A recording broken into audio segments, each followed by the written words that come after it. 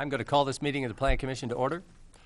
Madam Secretary, when you're ready, a roll call, please. Mr. Ackerson? Here. Ms. Bindum? Here. Mr. Fell? Here. Mr. Fitch? Here. Mr. Hopkins? Here. Mr. Otto? Mr. Storr? Mr. Trail? Here. Mr. Turner? Here. Thank you. We do have a quorum. Are there any changes to the agenda? No changes to the agenda. Minutes. We have the minutes of the February 18th, 2016 Plan Commission. Do I have any kind of a motion on the minutes? Motion. Second. Moved by Mr. Axton, second Mr. Trail. Any changes to the minutes? No? Well, if we could have a voice vote on this, all in favor of approving the minutes, say aye. Aye. Those opposed? The minutes are approved. Let the record reflect Mr. Storr is here. And now do we have any communications? We do not, that I see. Continued public hearing is Plan Case 2272 CP16, request by the zoning administrator to adopt the Urbana Bicycle Master Plan as an amendment to the 2005 Comprehensive Plan. This case will be continued to the June 9th, 2016 Plan Commission meeting. We don't have any old business. We now have a case that is also going to be continued. But I'll go ahead and open the case, and then after I open the case and continue it, Ms. Pearson will have an announcement. This is Plan Case 2276 PUD 16 and 2277 PUD 16. Request by Andrew Fell on behalf of Vision Housing LLC for preliminary and final approval of a residential planned unit development at 802, 804, 806 South Lincoln Avenue and 809 West Nevada Street in the R4 medium density multiple family residential and R5 medium high density multiple family residential zoning districts. This case will be continued to the May 19th, 2016 Plan Commission meeting, and Ms. Pearson has an announcement. The developers have organized a neighborhood meeting for that project. That meeting will take place next Thursday, May 12th at 6:30 p.m. at the Lewis Auditorium in the Urbana Free Library. And in terms of future scheduling for the meetings, it's always a good idea to contact the Community Development Services Department just to make sure that a case is on the schedule that we initially thought it would be. Oftentimes, particularly with large projects, things do change in the schedule. So we would encourage you to contact us if you have any questions about a scheduled meeting. Thank you. Now we will turn to Plan Case 2278 M16, a request by Lacey's Place LLC to rezone a parcel totaling 0.81 acres at 805 North Lincoln Avenue from the B1 Neighborhood Business Zoning District to B3 General Business Zoning District. Mr. Marks. We'll have plenty audience participation after. Let me run down right now. Maybe it'll be appropriate for me to run down the rules for a public hearing. We will have a staff presentation. The proponent will present a summary of their case to the Plan Commission. We may ask questions. Then other proponents of the case will be heard. Then opponents of the case will be heard. And then others may be heard. There may be additional comments. A petitioner will have a chance then to rebut but can't present new evidence. Same with the opponents. And then the petitioner will summarize their case, and then we'll close the public hearing and go into discussion and possibly vote. So, Mr. Marks, when you're ready.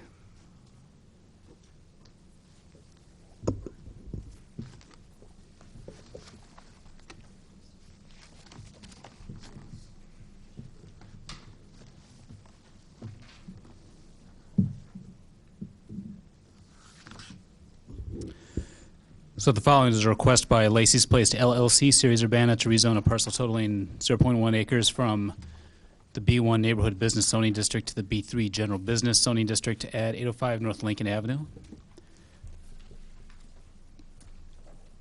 So basically, just to quickly review over the subject property, it's located at the corner of Lincoln Avenue and Fairview Avenue at 805 North Lincoln. It's a site that's zoned B1 neighborhood business. It's surrounded by single-family homes and a couple apartment buildings, but surrounded mostly in a residential zone. It is zone B1. Most of the surrounding homes are zoned R2, single-family residential. A few of the properties are zoned R5. Towards the south, about a block, there are a few properties that are zoned B2, neighborhood business arterial. In the future land use map, the designation for the subject property is community business. To the east and west, the future land use designation is residential. Just slightly to the south, it's institutional. So currently on the site, there is a family video space as well as a medical prosthetics business and some vacant space as well. The applicant, in coordination with the property owner, is requesting to have the property rezoned from B1 to B3. The property owner and the applicant would like to rezone that with the intention of putting in a gaming hall. That's a principal use gaming facility that operates video gaming terminals as allowed by the Illinois Video Gaming Act and more recently allowed by the city's ordinance for allowing video gaming. To quickly distinguish, a gaming hall is a principal use gaming facility. That means that, amongst other criteria, that at least 60% of the revenue from the facility would come from its video gaming terminals as opposed to any food or beverage sales. They're allowed for a maximum of up to 5 video gaming terminals. This property for a long time was zoned as R2 single-family residential. In 2002, Plan Case 1833 MO2, it was rezoned to B1 so that the current video store could be accommodated and the site could be redeveloped. Also worth noting that in recent years, the properties to the south along Lincoln Avenue that I pointed out earlier that are Zone B2 had several rezoning requests to be rezoned from R2 to B3, some of which were withdrawn or not accepted. More recently, there was a request to rezone all of those properties at the corner at the intersection of Hill and Lincoln from R2 to B3 and B2 to B3. The only parcel that was approved, some of you will probably remember that case, was that center parcel, which was rezoned from R2 to B2.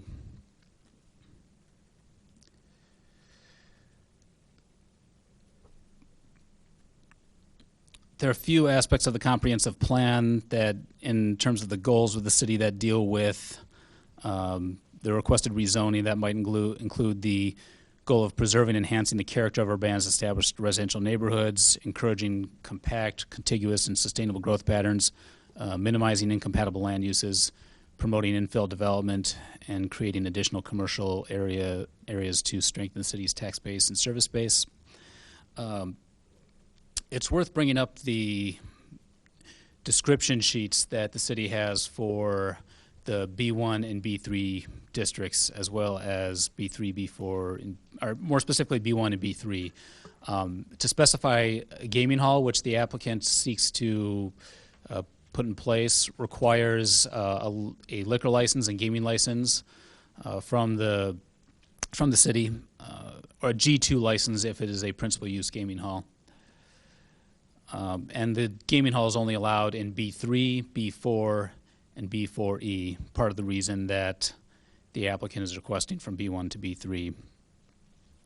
The current district, B1, is described as a commercial area of limited size for basic trade and personal services for the convenience of adjacent neighborhood areas for needs recurring regularly or frequently. It's designed to be an area that supports the nearby neighborhood, limited intensity and scale, but something that serves that nearby part of the city. That might some of the uses permitted by right include a bakery, laundry, laundromat, shoe repair, variety store, florist, hardware store. You'll see some of the ones that are listed in the description sheet as well.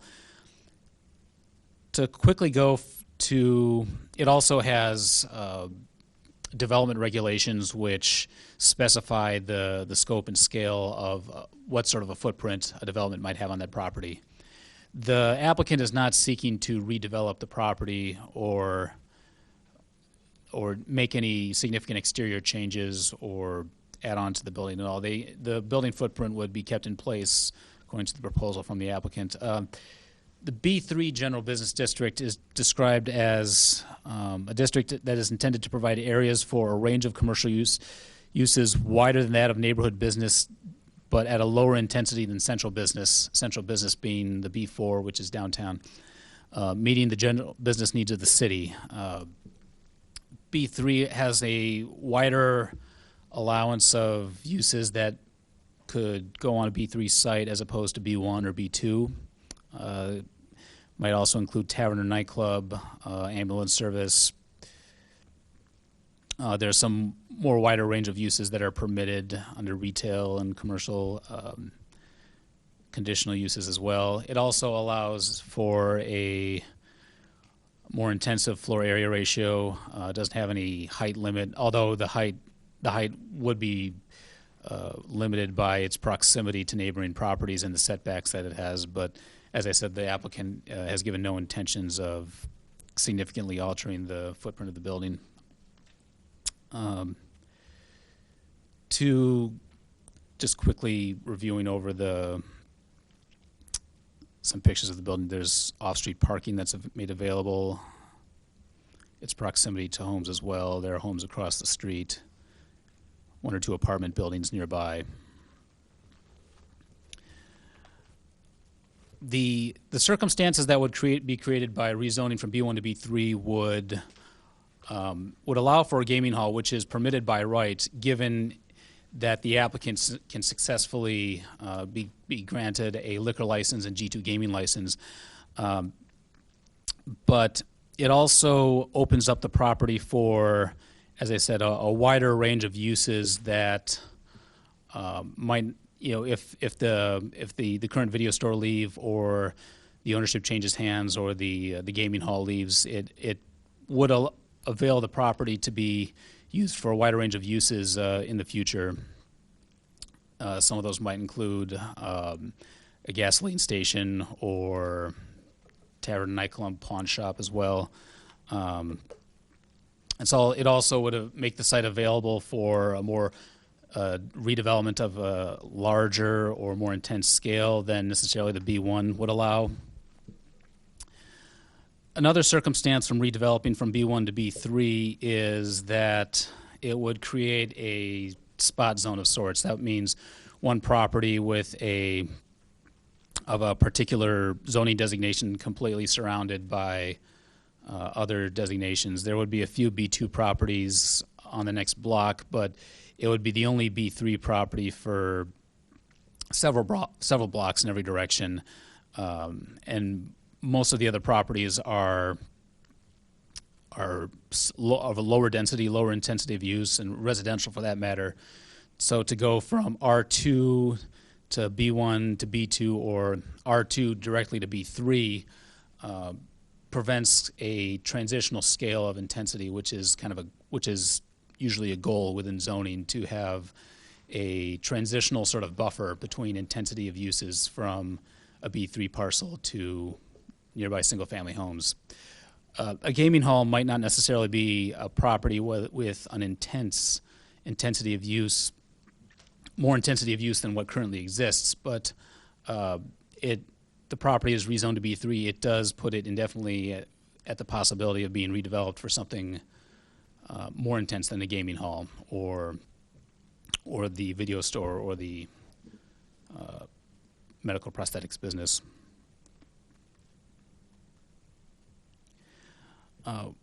One of the aspects to consider is the LaSalle criteria, which is based on a court case, requires several criteria to be vetted against a rezoning request. to determine the suitability for rezoning or not.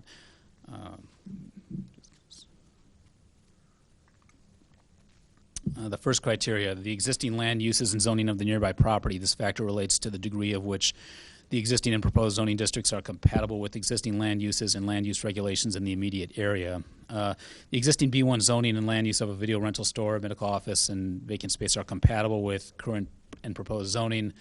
The proposed use of a gaming hall would involve more intense use, the fact that it has a liquor license and would be compatible, and from our analysis would be incompatible with the surrounding neighborhood. Rezoning the subject property to a more intensive B3 could be inconsistent with the comprehensive plan, which calls for the comp plan does make note for scales and intensities that are compatible with the surrounding neighborhood and development patterns of the area, and going from a B3 property to single-family homes immediately nearby would not necessarily be the most compatible.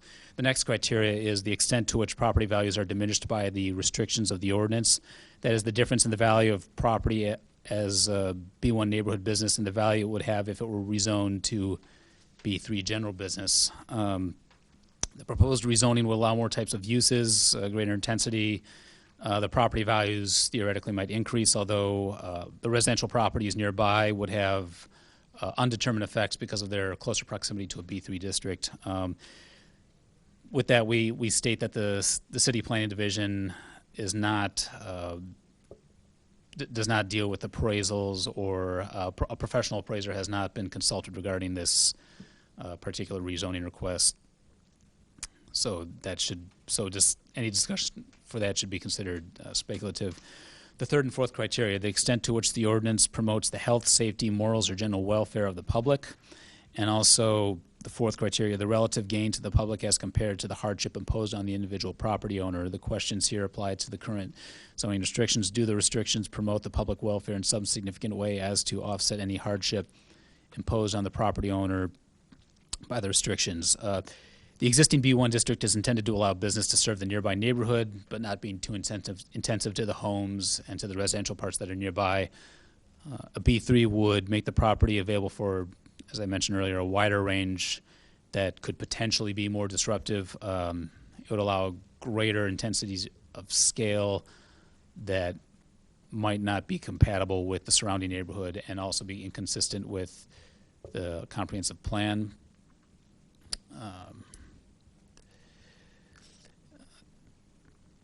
The current uses are also allowed to operate under the current zoning. This isn't dealing with anything that was presented as sudden hardship because of a change in ordinance or law. The fifth criteria, the suitability of the subject property for the zone purposes. The issue here is whether there are certain features of the property which favor the type and intensity of uses permitted in either the current or the proposed zoning district. The subject property is located along Lincoln Avenue, minor arterial that is north-south corridor between I-74 and the university. The site allows the current zoning of the site allows it to serve the nearby neighborhood of the lower density single family homes. At the subject property is less than an acre. It would have, for some of the more permissive zoning districts, they usually are of slightly larger in size because they are more intense use or a more rigorous commercial use that requires more off-street parking. Its location next to an arterial makes it appropriate for a commercial business district or a commercial designation, but the size of the parcel and the proximity to single-family homes do not make it appropriate for the more larger scale or more intensive commercial uses. The last criteria is the length of time the property has been vacant as zoned considered in the context of land development in the area in the vicinity of the subject property. Another test of the validity of the current zoning is whether it can be shown that the property has remained vacant for a significant period of time because of restrictions in the zoning district. Only a portion of the building is vacant. The other units in the building are occupied. So with the criteria presented, and the Plan Commission has the following options for recommendation. You may vote for a recommendation of approval for the rezoning request, a recommendation of approval of a portion but not all of the area, or an alternative zoning of a lesser intensity, or You may deny the rezoning request if you deem it inconsistent with the criterion. If so, the Plan Commission is encouraged to provide reasons for the denial. Based on the reasons of a spot zoning, a more intense district than would be appropriate with the context of the surrounding neighborhood, and based on the descriptions of zoning designations and the future land use intention of the area in the comprehensive plan, staff recommends that the Plan Commission vote for a recommendation of denial for Plan Case 2278M16 to rezone 805 North Lincoln Avenue to B3. With that, the applicants are here to answer any questions, if you have any, or to provide any comments. Before that, did you have any questions for me? Any questions for Mr. Marks? No, I don't think so. Thank you, Mr. Marks. If the petitioner would wish to address the commission, you feel free to. If you could approach the table and state your name and sign the sheet, Okay. I would appreciate it. Yep.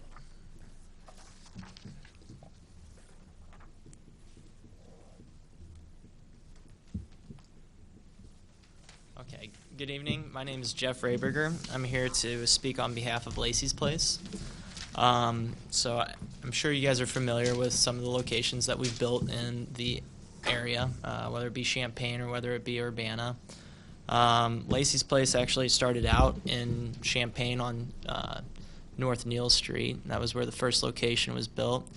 And since then, the company has grown quite a bit. We've actually opened up locations all the way down in Highland, Illinois, if anybody knows where that is. It's actually my hometown. And as far north as Lake Zurich just got licensed. So we've gotten liquor licenses in about 50 different communities up to this point, and it's actually even reached the point where there are a couple of different franchisees. So the company has been doing extremely well, and I know that we've got, I think, about 7 gaming establishments that the company owns and operates just in Champaign-Urbana, and one of the things that I would like to focus on is what Lacey's Place brings to the community. Obviously, it's a form of entertainment. I think that most of you guys have probably stepped foot in one. You guys know that the usage isn't extremely intensive. It's a pretty low-key location where, at a maximum, you typically have 5 or less customers. So it's not a very demanding use of the space that Lacey's Place goes into. Another thing I'm sure you guys are very familiar with is the revenue that it brings to the village. So Urbana in particular, I think that the liquor license is nearing around the $5,000 mark. The VGT fees are $5,000. And then the average location for Lacey's generates approximately $50,000 a month in what's called net terminal income. And if you take that for the year, that's $600, and then the city gets 5% of that. So that's $30,000 off of its share of the gaming taxes, meaning that if a Lacey's Place were to go in to the space that's currently sitting there and not generating any revenue for the city, that it would bring approximately $40,000 to the city. Another thing I guess I'd address is obviously the family video stores. A number of different gaming tenants have used a family video store for the space, and they've subdivided a parcel out. It's been done as far north as Freeport, which is right outside Rockford. It's been done down in Wood River by Ruby's, which is another gaming tenant that is here in Urbana. And then it's also been done here in Urbana itself with Dottie's. So this type of a usage going into a family video strip center has been done all throughout the state, and it's worked actually very successfully. I think that the one and Freeport does approximately 60,000 NTI. So it's a good fit for that retail development strip center. And we would like to bring another one here to Urbana, as Dottie's did in the other location. And we believe that the impact it would have would be, it would be a very good fit for that type of strip center with its low usage. My name is Renee Sclafani. I'm here on behalf of Family Video. And I'm here more to talk about the repurposing of our real estate, which we are basically a real estate company. We own 800 properties throughout the United States. 700 of them have video stores in them, operating and successful. With that being said, video sales is a mature industry. We obviously know that. And Family Video is trying to get ahead of that by shrinking our footprint of our stores. We don't necessarily need the 7,000 footprint that we pretty much did our prototype across the board in. And what we like to do is go in and build tenant spaces. We call them carves, carve out some space for some other tenants to repurpose the real estate and try to keep a viable video store. That being said, in this location, what we're attempting to do is we would take the video store out of this location. Hangar has half the building right now, and these guys would take 1,500 square feet, so we'd have another 1,500 tenant space that we would be looking to fill as well. We would be doing that to the purpose of saving the other Urbana store, because Urbana can't support 2 video stores at this point in time. So no matter what, we have to repurpose this real estate, and that is what we're looking to do. And like Jeff said, we have found success with the gaming cafes going into our buildings and being a good fit. They are very low intensity. They don't take a lot of parking. They've got a maximum of 5 machines in each location, so you're never going to have a big, people aren't just there hanging out, that's for sure. It's a very low intense use, and that's why we like it as a neighbor to us and in our spaces as a co-tenant with our other tenants. I think that's on that side. Hi. Thank you very much for having us this afternoon or this evening. Certain considerations, Can I certainly. get your name, Joseph please? Sclafani. Joseph Sclafani. With Thank you, sir. Legacy, consultant to Legacy. In this particular instance, we all understand that the video business is diminishing at a logarithmic rate. Those of us who have DVRs, it's just not a functioning business model anymore. It's limited at best. We would like the board to consider if they don't want to go with a full B3, what about a conditional B3, contingent to a single tenant? Instead of opening up your concerns, which are respectful, and we understand what you're saying, but instead of opening it up to a full B3, offer us a contingent B3 for the single-use tenant, knowing that they can't expand into a gas station, they can't expand into some of your overall concerns. And ultimately, our question is, how can we work together to make this successful to everybody? Because I'm certain that everybody on this board thinks $40,000 coming into Urbana for a 1,500 square foot space is a pretty good deal. If you had all your tenants doing that, that would be fantastic for your tax structure, I think. So what we'd like to do is work with Urbana to find a way of making this be successful for Lacey's and for Legacy Family Video. Thank you very much for your time. Does anybody thank you, sir, and ma'am, and sir. Does anybody have any questions for the petitioners? Questions? Yeah, Mr. Storr. You said part of the facility would be used for gaming. What other sort of tenant would you be looking for? That would be to me. Honestly, we have 500 third-party tenants in our portfolio, ranging from pizza to insurance sales. There's a wide variety of uses that we like to go next to us.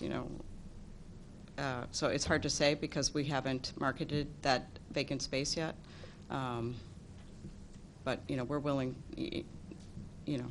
Like I said, it's usually in line with what we have, and it's typically people who like our properties because we are 90% located in the middle of neighborhoods. You know, that was our forte, main and main, and lots of rooftops. And therefore, the tenants that we gravitate towards are the people who like to go in those types of neighborhoods and businesses. And so, yeah, we would have about 1,700 square feet that we would look to lease on the inside corner. But to, you know, an insurance agent, to, you know, I don't even know, I can't think off the top of my head because you caught me off guard of what we would use, but that would be kind of what we would be looking for, another tenant to fill the space. Any further questions? Mr. Turner? I'm just curious, the other family video is zone B3, right? Yes, it is. Was there exploration of doing a Lacey's there rather than? Dottie's is actually going in there. Oh, Dottie's is going in there, okay. Yes, they Okay. are already gone through zoning and planning and zoning, and they've got their permits. I believe they're about to start construction any minute if they haven't already. Okay. Thanks. Further questions? Nope. Thank you very much for your testimony. Thank you. Is there anyone else in the audience who is in favor of this proposal would like to speak to the Plan Commission? Is there anyone who's not in favor of this proposal would like to speak to the Plan Commission? Please come to the table, state your name, and sign the sheet.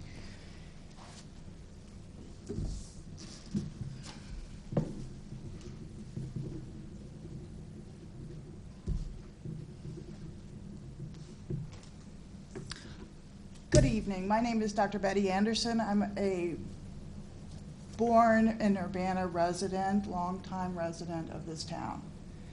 My father was on the city council when I was about 10 years old in the early 60s, and at great effort, the city council removed the bars from Main Street at that time. I remember it quite well. The development, I believe that North Lincoln Avenue has undergone some amazing changes in the last 15 years. It has, with, I believe, the help of Habitat for Humanity, created new homes in that area, relatively new. I think that they're less than 20 years old. And they have stabilized that part of the community. I think it is creating the corridor up towards the hotels has made an important difference in the evening traffic along there and in the traffic towards the fairgrounds in the evenings, that is acting. And also, it stabilized the area around Carl Hospital where I operate. I'm very much opposed to the creation of a bar, a gaming facility in this town anywhere. Okay, I am going to speak to, I believe it's number 4, to the morals and the values of this town. I think we have enough Lacey's.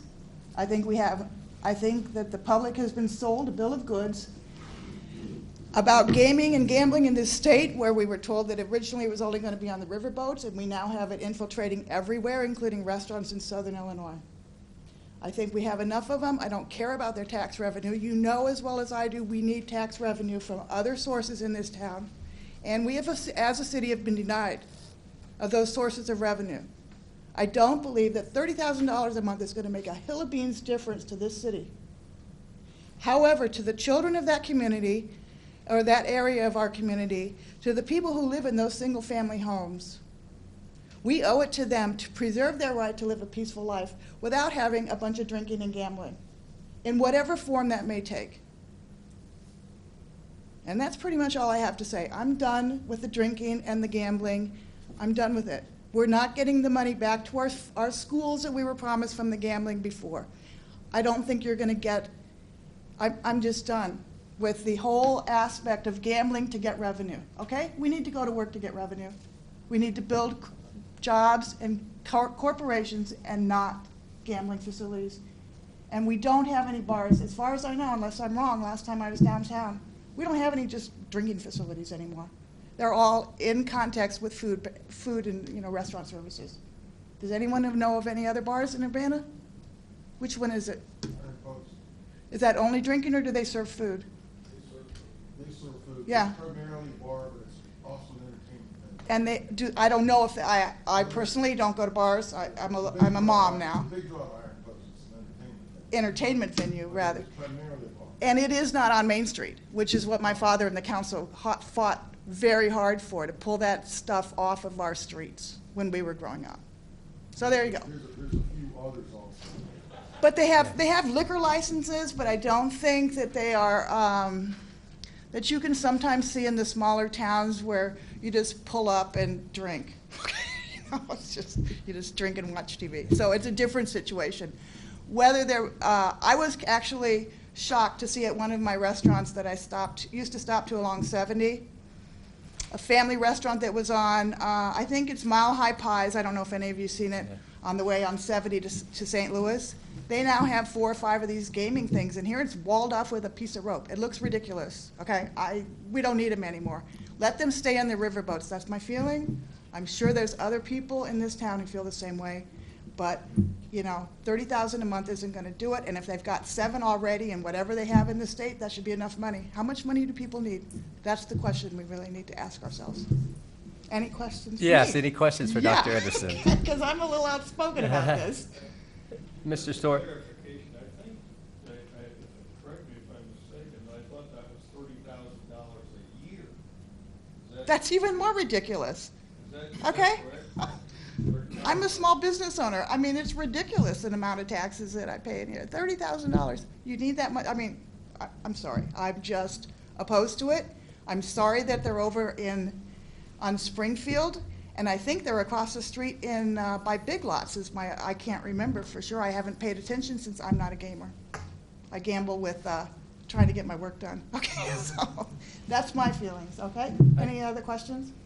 I would oppose this, and I hope it's denied as the report indicated. Thank you. Thank you. And watch the children, okay? Thank you. Keep the children from drinking. I was next. Yeah, yeah, she's next. Yes, You- did you just come in? This is my alderman in person, and I certainly want to Yeah. hear the overall that he has to say. But I'm Reverend Dr. Evelyn Underwood. My Reverend hat is one hat. JD, PhD is one hat. Bishop's wife. Bishop, you're going to come here, pastor, because we talked to a lot of members who live in Urbana on last evening. Today I talked to, Here we are. Hello, regional planning, not regional planning, Urbana Plan Commission. You're the Urbana Plan Commission. I know that because I've been online.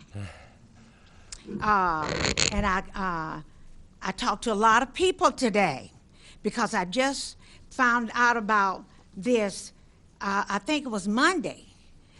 Some people talked to me about it, and it was kind of misleading because it said Lacey's, and it said 805, and I forgot. I said, it's that they're talking about the video up there right by, not far from King's School. And that's when I said, I wonder, do the King's School principal know about this? This is going to be right near the school. Now, I'm at city council meeting every Monday night. I was here this past Monday night. And that's when I was talking to a few people and found out about this is when this is going to be. And then I said, wait a minute, I got to get this word out.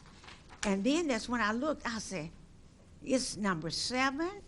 And then I looked and I said, Lacey's, 805 North Lincoln, that's the video place. That's right down the street. Now, I'm here when they've been talking about the other Lacey's, the other places. Now, I understand what you're saying, Dr. Betty. Is it Dr. Betty? I don't know. I just met you here. But there are a lot of people feel like you feel, but I heard that mayor said maybe I don't know how many years ago, Champaign is getting all that money from all of this. We should get it. And how some of the people feel. But what I'm saying is this is too close to a school. It's a daycare. And plus our ward over there. They say it shouldn't be. Get it someplace else. Now there are some people feel like it shouldn't be any place. And there's some Christian people say, get it someplace, we're gonna pray it out of here. But now, what my concerns are tonight, sirs and madams, it's too close to a school. Now, y'all know where King School is and all those children are? And then there's a daycare center not too far. That's too close. And it might be liquor, because there's a possibility. I can't remember because I haven't done the research yet. As I first stated, it was Monday evening when I talked to some people and found out, and I haven't done the research, and I just got this information, but I did go online, and I found out it's that close. And I did talk to a lot of people, and I got some people to do some calling, but there's the NAACP meeting tonight, and there's some things going on about nooses. Is that what you call when they threw a noose? You know, the hanging thing? And so it's a lot of things going on tonight, and people got a lot of things to do. And there's the young man is here from a big, at Salem Church, some preaching going on. So it's a lot of commitments tonight. And so it wasn't time for a lot of people to get in. So I feel I got to speak to a lot of people. And so there's some church meetings going on tonight. So I talked to maybe 25 or 30 people, didn't I, Bishop? And then, and a lot of people feel it's too close to school. It's too close to kids. And some of these people are not Christians. They don't have to be Christians. They are plain old John Blow and John Q. Public. We got to kind of protect our children. Money is good, and I don't want to take too much of your time. And what else? Was there anything else that I told you that they were saying about anything else close? The community that, and we got an alder person here. He's from my area, so he can fill in something that he's talked to more people than I. But I talked to a lot of people. And so if you have any questions, I might not be able to answer everything. I haven't done the research. But I did talk to a lot of people who have some concerns. Well, thank you very much. Thank you so much. Any questions for Reverend Dr. Underwood? No? Mr. Storr? Thank you. Dr. Underwood, Yes, sir. in your conversations with people in the neighborhood, did you find that some of the children would be walking past the video gaming place? And they play out there. And you know, the park is right out there. You know, the King Park is right out there. You know, it's right on the corner. And sometimes parents are not watching as close as they should. It's right out there. And the kids walk. They have to pass across the street to come to school. You know, during the school hours, they try to have those helpers, you know, with the school helpers. But it's too close, and it's too close. And we don't know what kind of people. You know, it's dangerous. And they're playing out there. And they have a park, but they don't stay in the park all the time the way they should. And as you can go out there and look, they have King Park out there, and we've been saying and talking to the city council, we need to do some things with that park out there. But we have the park right out there, and the kids play out there, the ball. You know how the kids are, and they still have the thing for the hooping. What do you call the boys doing? They got some in the streets right out there. Yeah, if you can take, I'm playing like y'all city council people, but if you want to take a drive, you can kind of see what they got out there. Some not sidewalks all the way out in there, but it's right out there, less than 2 blocks.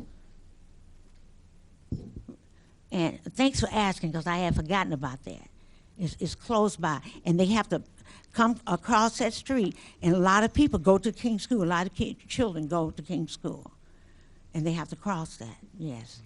And there's a daycare, too, a daycare center, less than 2 blocks. Yeah. Any further? Thank you very much. Yes. Oh, I forgot to sign. Yeah, sign up.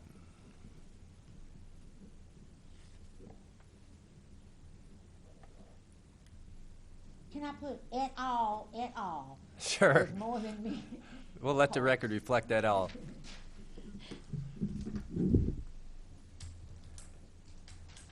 All right, sir. State your name for the record. My name is Aaron Ammons. I'm the alderman for Ward 3, and where this proposed Lacey's Place would be. Just want to finish putting my name in here. So you have heard from quite a few people already about this, and I have not had a chance to look in depth or to have a conversation with the proposed owners or with the lady who represents Family Video. Certainly disheartened to hear that Family Video would be leaving that area. It is a place that we have frequented quite often, my family and I know quite a few other people who really enjoy that type of a business to be in the area. And as a city council member, of course, I know all too well our desire to have revenue, and I would love to have that revenue be within the city, but just not at this particular location. I have talked to people like Mr. Lewis, who was an ex-council member also. I had a conversation with him today. I, of course, spoke with Eldridge Carr and some other people who live in the area who have legitimate concerns. You heard some of the concerns about the children. Every morning, every afternoon, this is an area where there are lots of children crossing guards and a lot of different things where there's a lot of interaction and children in that space. So there's a concern for us there. The spot zoning is something that as a council member we have talked about over and over and over again, that we do not want to spot zone. And that starts to feed into a concern that many of the members, Dr. Underwood, Mother Mary Brooks, and others have expressed concerns about a slow but steady, I wouldn't call it a takeover.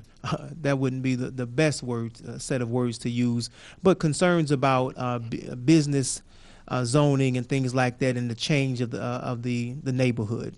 So, I've talked to numerous people, but they did not hear about it in time for them to actually come tonight. So we've talked to some people and tried to get people to come out. But Dr. Underwood was quite right. There's several different things going on in the community tonight that would have brought more people here. I don't have a whole lot that I want to share at this particular point, because I would like to have a conversation with the individuals who are proposing this. But I did want to come and let you all see that as the alderman in this ward and the people whom I have spoken with, we are not supportive of this particular proposal for Lacey's Place at that location. So I don't have a whole lot more that I want to say about it at this particular point, but I wanted to make sure that I was on record in opposition to this, supporting the staff recommendation to deny this particular request. Thank you. Thank you. Any questions for Mr. Emmons? Mr. Ackerson? Yes, Alderman, could you just give us some idea about how many people you've talked to or you're aware of who have a concern about this? So as I talk to several people on my block and to people who live and around in the area, I would probably say at least 15 to 20 people that I've spoken to as well. I don't know if some of them are the same people that Dr. Underwood has spoken to, but we don't we like each other a lot, but we don't necessarily travel in the same circles. So I would imagine that these are different pockets of people who have raised different concerns. There have been some questions. People are intrigued to some degree about what is this really about, and there's a lot of people who thought that maybe it was a good idea, but a lot of people were thinking that this was the barbecue place, right? Mm-hmm. And so, some food right there. We definitely welcome some food right there. That would be great. But we know that there's a facility in 5 Points. I'm hearing that there's a possibility of having a facility right here on the corner of Race and University. So I would say that as an alderman and someone, I've seen these, they're popping up more and more and more and more. And I do think that we are getting to a point of saturation that that we need to discuss as for the commission as well as for the council.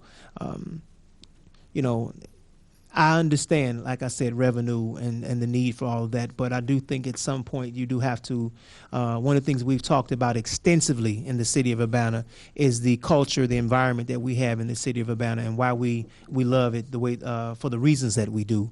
And so I think those things are as important as ideas to generate revenue. So, but thank you for the question. Thank you. Any further questions? Mr. Trail. how much of the opposition is to this particular kind of business, or how much of it is to a more zoning this area along Lincoln for more intensive, bigger scale potential Well, actually, I think business? it's a little bit of both. One is the first thing is the type of business. I do think that is one of the major concerns that many people have about liquor and the in particular and the gambling component together. I think that's what I've heard quite a bit. But also, when you think about the individuals who, like Miss Underwood and Bishop Underwood and other folks who have come to City Council on a regular basis, those of us who love the area want to make sure that the feeling, the preservation of the single-family homes and that environment is preserved. And so we're also watching very closely about spot zoning and different types of businesses, slowly but surely wanting to capitalize on the plans to turn University Avenue into a basically Green Street. Okay, so there's a lot of folks keeping close eye on these types of businesses developing to try to capitalize on what they see, what's coming in the near future. So it's both. Any further questions? Thank you very much. All right, thank you all. Anyone else wish to speak in opposition to this? Thank you, ma'am. If you could just state your name and sign the sheet, that would be great.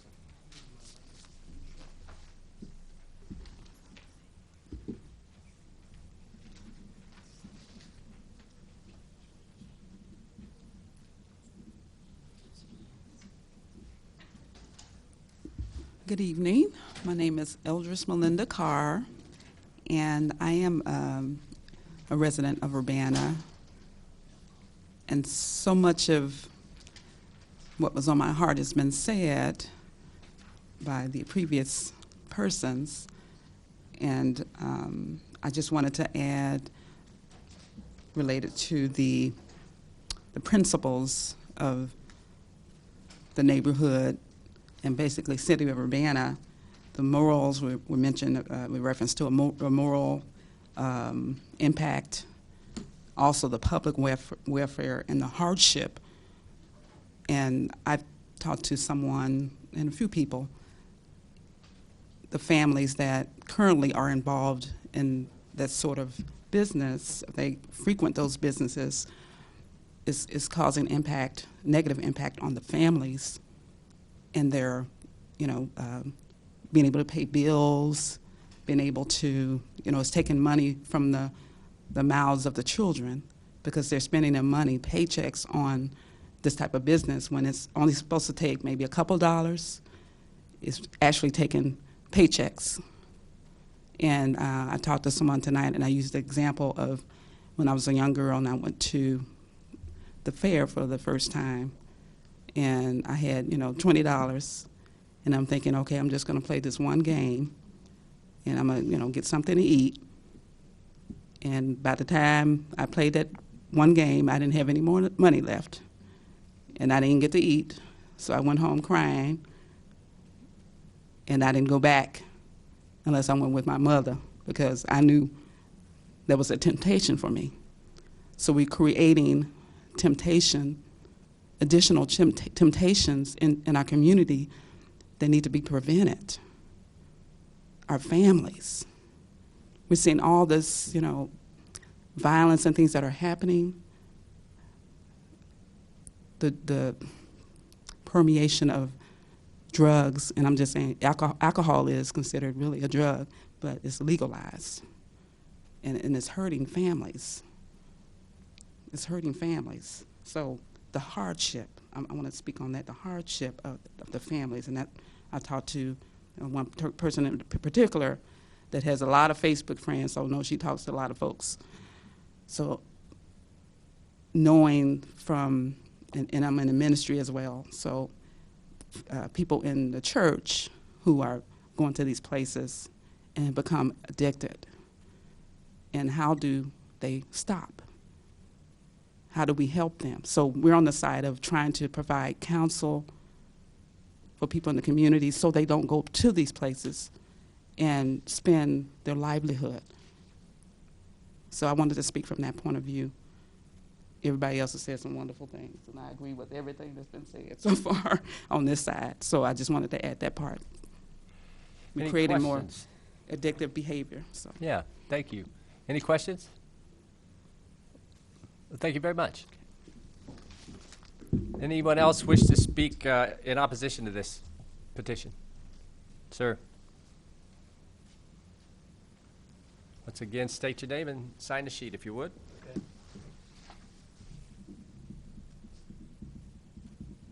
My name is Ben Frick.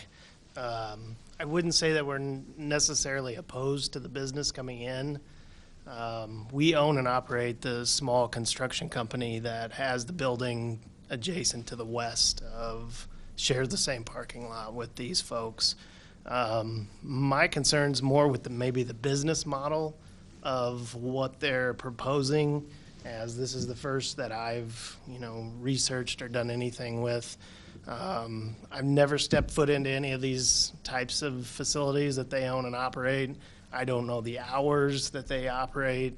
My concern is it seems like this area at night seems to kind of die down. There's not a lot of people that come and go. If this business comes in, are we going to be having people in the parking lots, 1 o'clock in the morning? Those are more of my concerns, I guess, is what's the hours are going to be, how many people. I know they said there's not a lot of people coming and going, but if you've got 5 and 10 people coming and going all hours of the night, throughout the day. Yeah, I think I could, I don't have the zoning ordinance, but I do believe that there was a limit on the hours of operation, particularly in the evening. I don't want to misspeak. Sure. But it definitely is not all hours of the night. I do Okay. know that. And that's why those are my concerns. I just, and speaking to the kids, there's definitely kids walking through the parking lot through the day. When they're not in school. That was a good question. But again, I want good neighbors to come in, go. I'm not going to say that we're completely opposed to it. I myself have never been in the establishments before, but my concern is for, our building being protected and the people coming and going from those places. I don't want them tearing things up as they come and go. All right. So, Hey, Mr. Atkinson for Mr. Frick. So, see if I can get some clarity here. You don't really know what else they're going to do there, and because we're not just doing an approval for Lazy's Place, we're actually talking about zoning, a rezoning. Sure, that's right. And if I'm understanding correctly, if we do this rezoning, a bar could go in there. Is that correct? So That's a bar could potentially be open till 2 in the morning. Is That's that right. what you're saying is one of your Those concerns? are my concerns, that's Okay. right. Yeah, I think, rezoning it to this level, and it's not just the Lacy's Place, I think it's rezoning it to this level, changes that whole parking lot, and that whole area a lot. So, yeah, that's right. So it's the intensity, it's getting to the zoning issue. It's the Right. intensity that would allow. Mhm. Okay. Thank you. Any further questions for Mr. Frick? Nope. Thank you, sir. Okay, thanks. Anyone else wish to speak in opposition to this petition? All right. Petitioner, would you care to address this again? Yes. Thank you, Mr. Rayberger. Yes, thank you. So a number of the concerns that we've heard addressed to you guys, we've encountered them before, and I respect the standpoint that people are coming from, and I just kind of wanted to address some of those concerns that the people had. It seemed like there were the three main ones that I heard. One was the alcohol usage. The second was gaming in general and the impact that it has on a community. And then the third that I heard was a lot of people referenced children being in the area. So I'll just take a little bit of time to go through each one and give my stance on it. So in terms of alcohol usage, I'm not sure if you guys have ever been into one of our locations, but it's not a bar. It's a gaming cafe. and our alcohol consumption there is extremely low. Matter of fact, we have a self-imposed 3-drink maximum. So, if anybody has, more than 3 drink or asks for more than 3 drinks, we would decline service to them. Obviously, all of our attendants, they're all Bassett trained, so they're trained and instructed on, to spot and see and prevent overconsumption of alcohol. But our alcohol consumption is extremely low. I think on average here in Champaign-Urbana, it's oddly enough way lower than it is in some of the northern locations up by Chicagoland area. But here I believe the average alcohol sales are about 100 bottles of beer per month, which means that the beer actually expires before it's sold. And I know that because they bring it home and sometimes they give it to me. So that's the alcohol consumption end of it. It's extremely low. In terms of the gaming, I've heard people have concerns about the impact that it has on certain individuals and maybe some people that have gambling addictions and problems. Obviously, that's a concern for the Illinois Gaming Board itself, and myself, I'm a terminal operator, and I've actually been trying to provide suggestions on how there might be able to be some type of a training program, such as the Bassett certification, that all of the gaming attendants or gaming managers could undergo in order to spot and see gambling addictions. But from what I've seen being in the Lacey's places around here, if you think about the revenue that a location generates, it's a lot different than the food industry, because obviously in the food industry there's a lot of overhead costs and there's also food costs. But as I had mentioned to you, the average net terminal income is $45,000 per month, which if you break that down, that's $1,500 per day. That's it. That's all they bring in. So if you take $1,500, it's basically $30 for an individual if 50 people come into that location throughout the entire course of its operating for that day. So if you put that in comparison to what's spent on things like restaurants, for example, I mean, they've got to bring in, $10,000 a day just to keep their doors open, and that's at a bare minimum. That's a very weak restaurant. So in terms of the money out of pocket, it's really not a whole lot for residents. I think it's just seen in a different light. And then the third thing that I'd heard a lot of was concerns about children being in the area. I'm not sure what the concerns is. Obviously, the locations are all over the age of 21, and there is an attendant there, so obviously anybody, matter of fact, we stopped into one earlier and they carded me, so I don't think that anybody who's in high school or below is going to walk in and stick $20 into the poker machines or anything like that. Besides that, I mean, if there's no concerns about like ruckus or anything like that, the main clientele is usually females between 45 to 65 years of age. So it's not like a tavern or anything like that.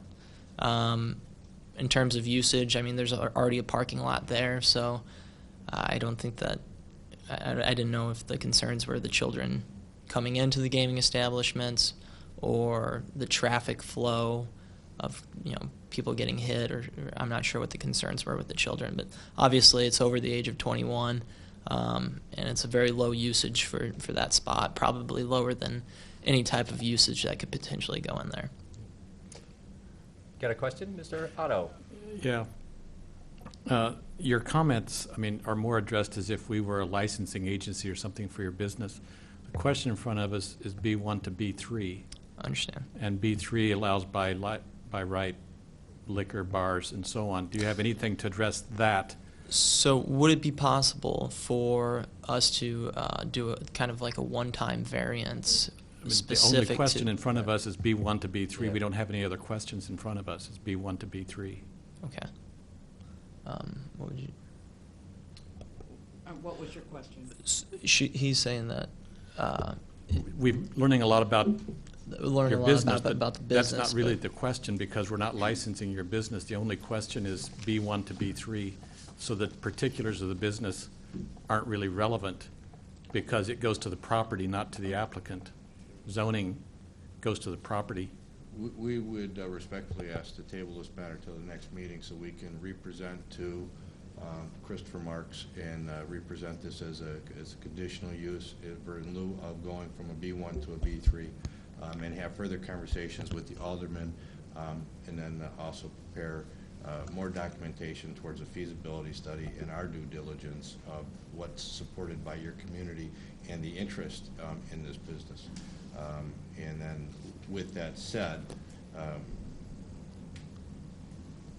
I think we're here, we've got a particular application before us, and we can't really amend that application. Depending on how it goes tonight, you know, we may modify, depending on how the discussion goes, what we're willing to entertain, or you, of course, would be free to resubmit in another application after further discussion. that's our preference. We'd like to hear the answers as to what we could do to modify the application, or what the That board's- wouldn't be the role of this commission.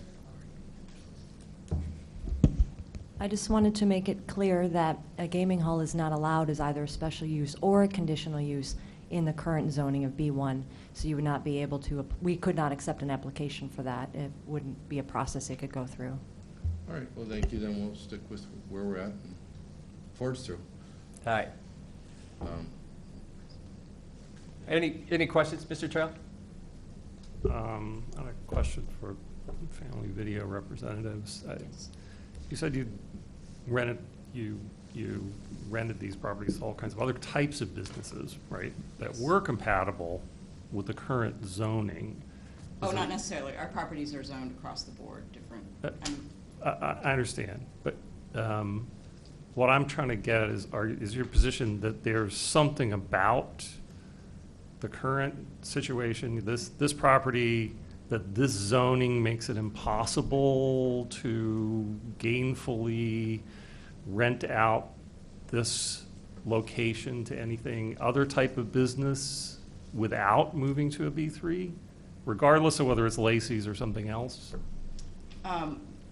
We haven't marketed it at this point, so I can't even speak to that. So, because the video store was there, we weren't. So as far as you know marketing to tonight, B1s. there's no reason you couldn't, absent a business that would require B3, that you have no economic obstacle to renting, to using this building for letting it out to uses that are consistent with the current zoning. It would depend on the demand, and, that speaks to the specific neighborhood of. Right, but you're not who saying even wants to tonight go that into you that. can't Tonight find I anybody else without changing the zoning? Tonight, I'm not saying I can. Okay. Any further questions for the petitioners? All right, well, thank you. We've heard, I had a good discussion. We've heard from both sides. The petitioners have summarized their case, so now I'm going to close the public hearing, and we will discuss and possibly vote. So, any discussion from commissioners? Mr. Atkinson? I'll just start and say, a lot of discussion tonight was about the nature of the particular business, but I think, we know what the issues of zoning. And the creation of spot zoning for something that's more intensive business is problematic.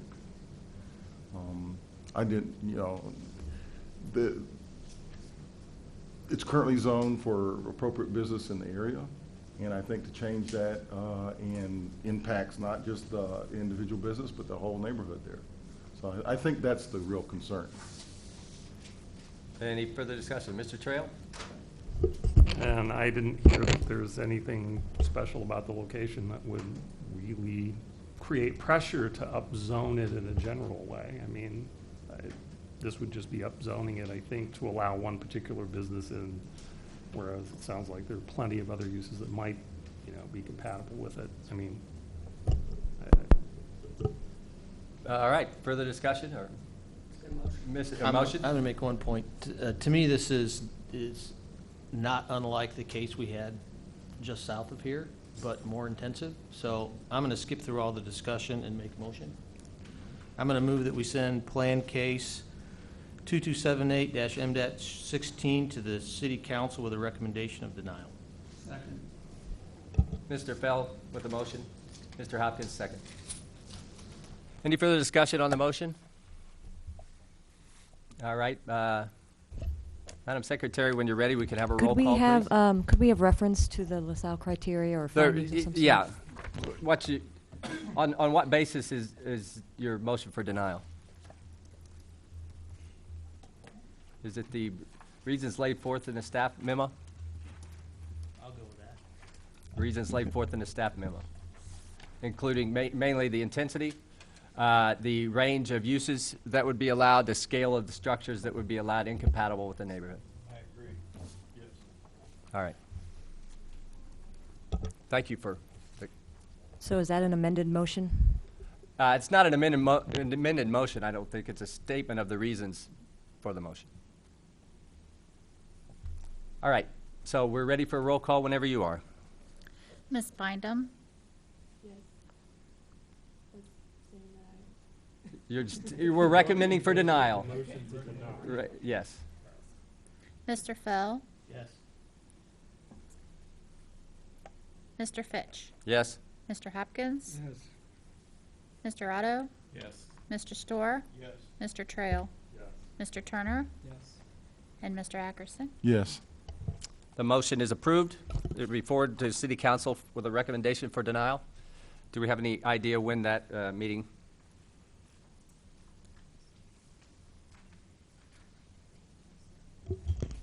I'll double check, but I believe it's May 16th. May 16th, and there will be public notice, of course, and the agenda will be published. So we don't have any new business. We do have some audience participation. We've got a request to discuss concerns about future use of 1204 South Lincoln Avenue, Kappa Delta House. And I would ask the indulgence of the commissioners, if there's no objection, the participators have asked to extend the normal 5 minutes time to 10 minutes time. And unless there's an objection, I'm inclined to allow it.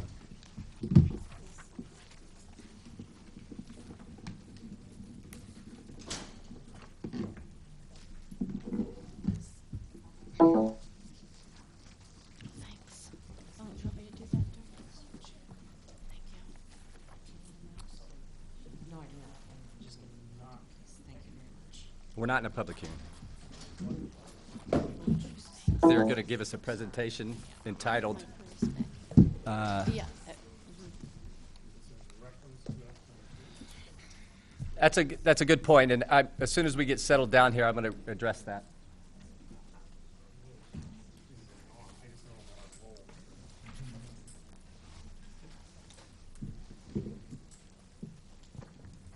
This is, and maybe Lori can elaborate on this. This is not in reference to any public case that is either been submitted or is known of at this time. I am concerned that it could, at some point, impact on a future public case. I don't know what that would be, but I think the agreement was to let them give a presentation, and if there is a public hearing that touches on some of these areas, then they would have to come back and resubmit their testimony at that time in the public hearing. Otherwise, it wouldn't be part of that public record. Yeah. It's a little unusual. Yeah, I know. I'm not sure whether it would even be to their advantage to do it now as opposed to waiting until the public hearing. I think our concern is that that this is probably going to occur over the summer, and that we may not be available to speak to you at that time, and that many of the neighbors may not be available at that time to come and speak as they'd like.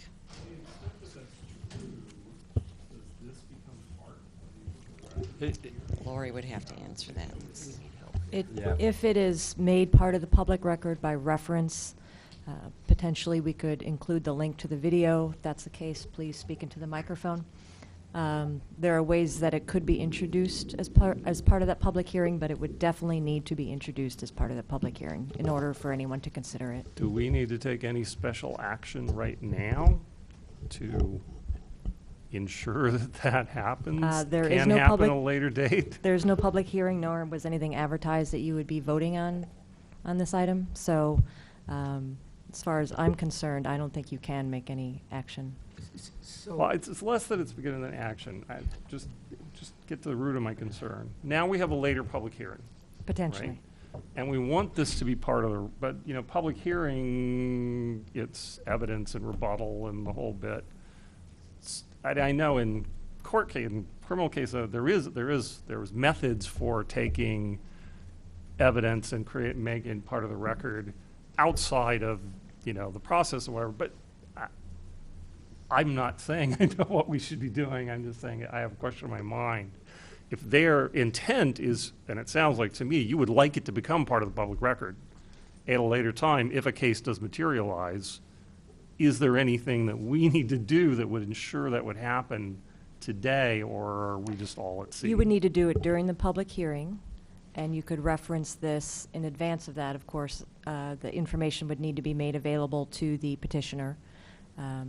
But as part of the public hearing, would one of us? The commissioners would not do that. There would have to be. It would have to be. right, I would, Yeah. as part of the memo process, potentially insert upon request this meeting. Communication Yes, you could. Yes. that would have been created prior to the public. If this helps at all of these slides here have already been presented to the potential petitioner.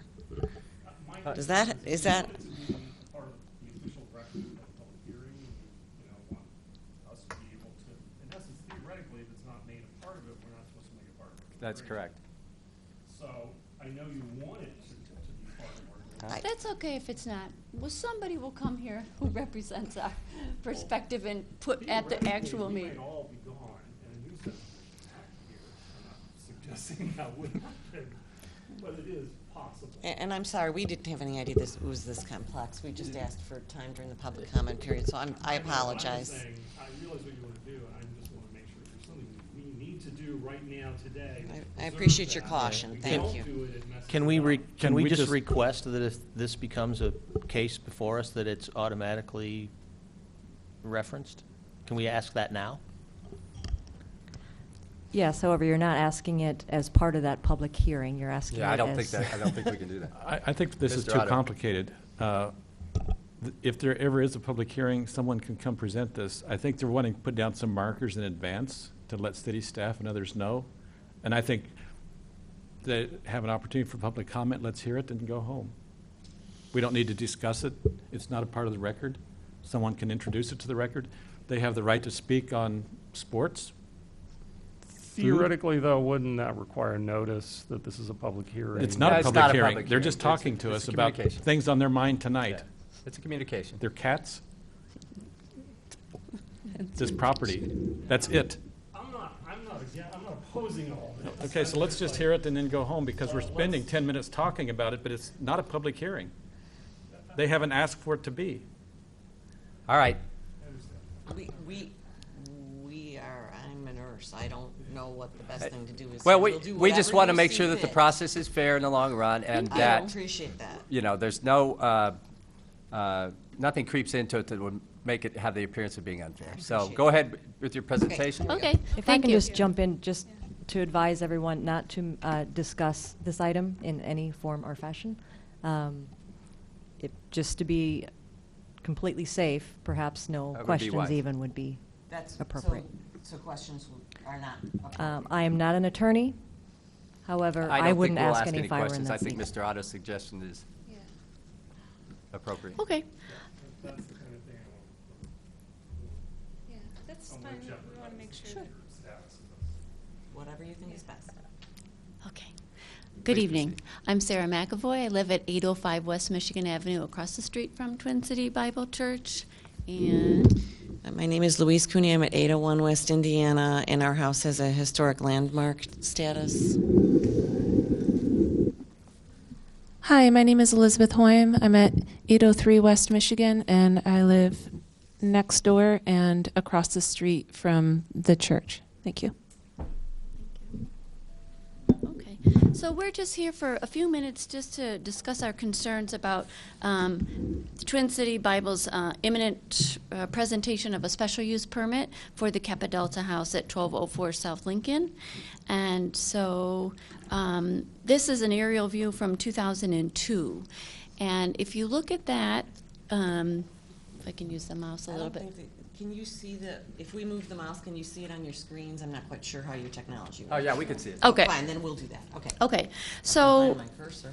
between Lincoln and Busey and Michigan and Indiana, there's just say 10 pieces of property. And so when they founded Twin City Bible Church in 1960, it's taken up 1/10 of the city block. And, you would say, is it appropriate to have a church in a neighborhood? Well, of course. You're going to draw the kids from the dorms and the fraternities and the sororities and local families, and it's perfectly appropriate, conducive to the public convenience at that location, to take up 1/10 of the block. And 808 and 806 and 804 and 1207 South Busey, those are all single-family homes at that time. And 801, where Louise lives, 803, 805, single-family homes. 807 is a duplex that Twin City Bible owns. And then there's Kappa Delta that they're interested in. And so for reasons that I don't understand, city staff says that they cannot take context into consideration for a special use permit, and that each application must be viewed on a case-by-case basis. But this slide shows that if they were to be successful, Twin City Bible, in getting a special use permit, they'd own 7/10 of the block, and it would be all for church use. And like down the block from us, there was a B&B. So let's say the then owners of the B&B say to themselves, well, we're going to submit 6 more special use permits and we want 6 more B&Bs. I do believe it is the city staff's responsibility, and of course any body that takes that in consideration, that you do take context into consideration. So 7 out of 10 properties for church use with increased traffic, et cetera, is not conducive to the convenience at that location. So our primary concerns are the proposed intensity of use for the religious classrooms that will be more intense than the Kappa Delta use right now. They have about 87 members, and looking at the square footage, the proposed intensity would be raised to 412 people. And they're a growing regional church, and so they're going to want to maximize their space, and that's a lot of people that they could then add to the neighborhood. And right now KD pays $26,000 a year in taxes, and then we wouldn't see those taxes. They have to meet the criteria outlined in the zoning ordinance. In the past, TCBC's been allowed to expand without permits and against city code, so they'll get temporary occupancy permits for up to 12 years, and then there's no final inspection. And they do have a satellite location on Green Street, so if they want to grow, they have other opportunities to do so. And Kappa Delta only has 9 parking spots, so there isn't any built-in extra parking to be gained except for those 9 spots. The special use permit would have to be conducive to the public convenience at that location, designed, located, and proposed to be operated so that it will not be unreasonably injurious or detrimental to the district in which it shall be located, and conforms to applicable regulations, standards, and preserves the essential character of the district. Increased traffic congestion is not conducive to the public safety. Both Michigan and Indiana aren't wide streets. They're brick paved, they're old, and they're narrow. And with an increase in functionality of Kappa Delta, the streets just can't handle larger groups of people. There's a lot of drop-offs, street crossings, pedestrians exceeding hundreds of people are coming. It's a big concern, and we're just thinking, is the city waiting for a fatality with the numbers of people that are coming there? It seems like an enormous risk to us. Regarding the character of the district, the residential flavor is reduced as the neighborhood transitions to their institutional-looking buildings and the property values decrease. It's inconsistent with the special protection that the Lincoln-Busey corridor document provides.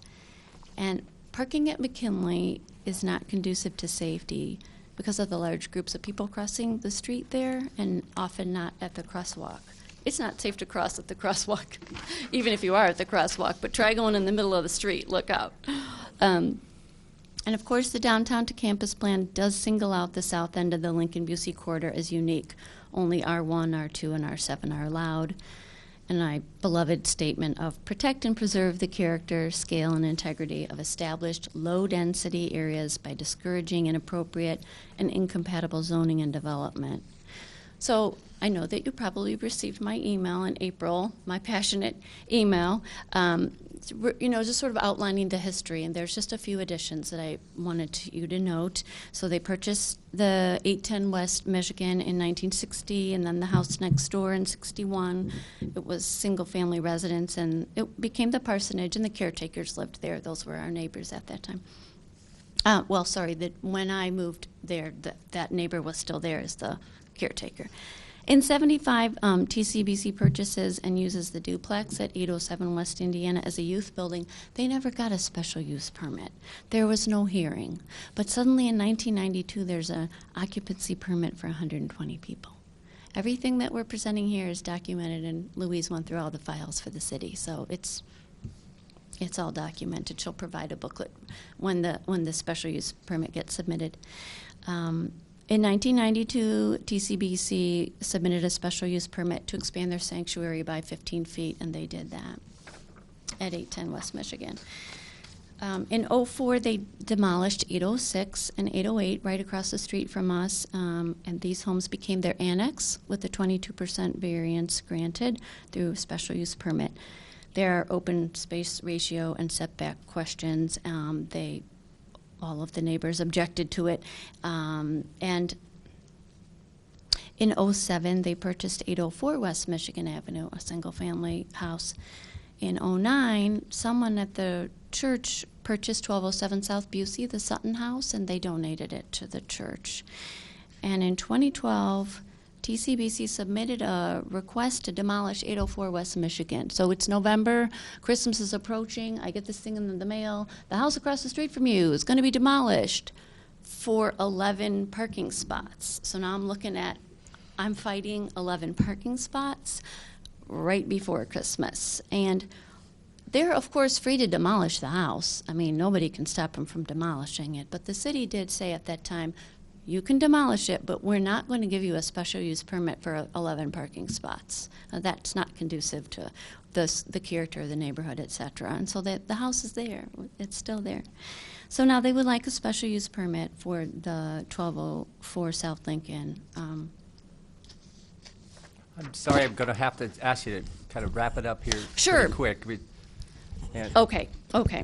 I'd be happy to do that. Read this slide on their own. Okay. This particular slide is direct quotes from a document that they have from 2011 to actually, I can't say it any other way, to take over the block, tear down everything except for the annex, and build a big regional church with a massive parking lot. I have the PDF of it, and of course we'll be able to share it with you at a later hearing. So if you just look at the pictures, that's the end of my driveway, where this is every Sunday. The drop-off happens, and then a lot of people leave their cars on the street with the hazard lights on, just leave the car there for a while, and going on to the next picture, that's the annex there, and you see the traffic backed up and people crossing the street. People often, in the next photo, you'll see they're facing the wrong way, and as you come up that little hill on Michigan, all of a sudden you're looking at oncoming traffic. It's like they're driving in England for the entire Sunday morning. So people are crossing, not at the crosswalks, going back and forth to McKinley. We'll just keep going. Yeah. And then this next picture, so they're allowed at the university, they let them park in McKinley, and then they go through. The last plan commission said minimize excessive through trips. So they go in through this pictured entry, and they can come out onto my street, or they can come out onto into Indiana. But we don't believe that driveway should be used as like a public thoroughfare. Actually, what happened, if you look back at your own minutes from that year, the Plan Commission brought up the fact that they were concerned that there would be a thoroughfare when a parking lot was put in the back of those two houses that were demolished. And so it was written into the ordinance that thoroughfare traffic was prohibited, and they just created their thoroughfare in the opposite direction instead. They've been doing it since that time.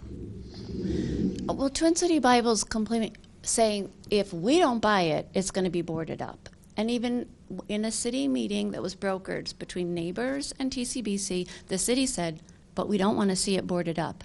Right now, there are 4 offers on the Kappa Delta house other than TCBC's. 2 sororities, a fraternity, and a developer. So we don't agree that this is the last best hope for the Kappa Delta house. And when we had that meeting brokered between neighbors and TCBC, Lisa Truhl of WUNA said, if you have this passion for this Kappa Delta house, if you feel as if you have this special relationship to build trust with the neighbors, why don't you apply for the historic landmark status? And they really balked. So that's just I think that's a good summary. I think, the closing comment would be that this is going to be a very unique situation when this comes up, because I don't think you have had too many other situations where an entire block is literally at risk. And on this block sits my house, which has historic status, and the one in back of it also has historic status. We're very concerned about the unique situation here, and we also are a little bit baffled as to how we feel like we have, well, we don't feel like we have, it's written in city documents that we have triple protection in that area. The city zoning ordinance doesn't allow this type of thing except for with a special use permit, but the downtown to campus plan and the Lincoln-Busey corridor plan specifically speak against this and talk about maintaining only R7 and R1 and 2 south of Washington. So we're a little baffled as to why we're even here and have to kind of fight this battle. But we would appreciate you reading the slides in more detail when you have additional time. All right. This isn't our first rodeo, so what usually happens, though, is like in the beginning, I'd come here and I'm like, I'm at the 50-yard line. So are they. And then I look down and the ball's in the end zone. Yeah. That's why I'm here, because I feel like this is already a done deal by the time I arrive and sit back there and say, oh, please. And it's like the architect's been here, and we're just so behind the 8 ball. So we really appreciate you listening to us tonight. Thank you very much. All right. Well, thank you. Did any further audience participation? Can I make one more question? About what? A statement about this? No, you may not. I'll come to No, the- it's not a I'll come public to the hearing. public hearing. It's not a I go public. to that church, so. No, that's it. That whole area, that thumb That's thing, it. we need to discuss. Thank you. Thank you. Thank you. All right. Well, we don't have any audience participation is over. Staff report. No staff report, no study session. Therefore, we are adjourned.